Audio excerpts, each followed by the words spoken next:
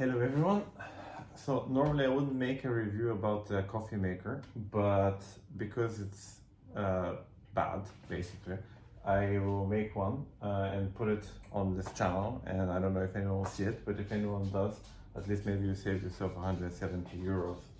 So this is the Dedica style or something. It's very popular on Amazon and actually with reviewers online. So if you look for good coffee machines, espresso makers under a certain price, then a lot of people will review this and say it's good.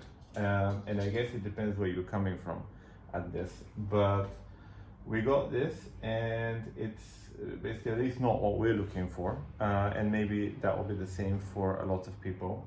So visually the machine looks good, it's well built and everything, so no complaints there. One problem though is that it's extremely light. Actually, it's very small and light, so this is normally a good thing, but when you put this, or in Spanish it's called portafilter, I forget what it's called in English, you put it here and you close it, it moves around a lot, so you have to hold this machine a lot, and sometimes it triggers, so it's not very convenient.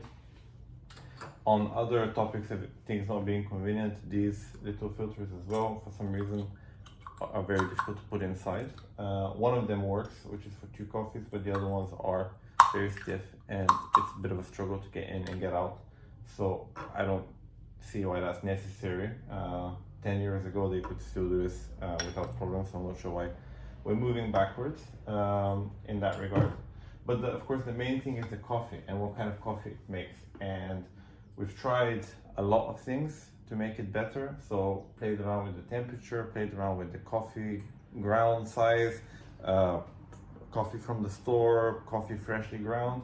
And if anything, the coffee seems to be getting worse. So it has this kind of burnt flavor that's definitely not pleasant. There is crema, the coffee is strong. So if that's all you care about, then it's good. And as I said, it depends where you're coming from. Let's say if you're not a big coffee person, so you just want a strong espresso at home, that will make it, and you'll probably be reliable.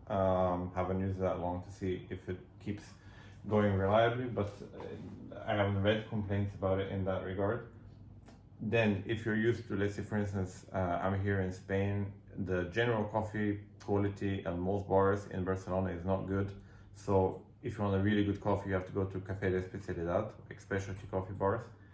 So the average quality is quite poor, and this coffee machine is consistent with that. So you would get a coffee type coffee here, except as in a cafe that you would get outside, except that it's just bad, just like it is bad outside here in Barcelona. If you are, for instance, in Lisbon, where the average coffee of most cafes is higher, this will be bad. So if, let's say, if you don't care about the coffee that much in terms of the flavor, or strong bitter coffee is your thing, then you might enjoy this.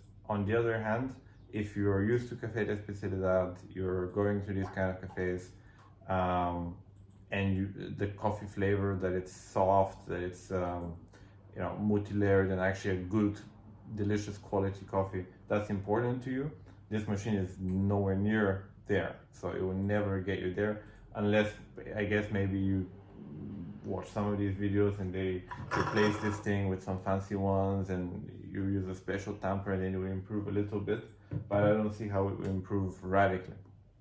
And then also why you should have to do all that, and these things cost extra just to get a decent flavored cup of coffee.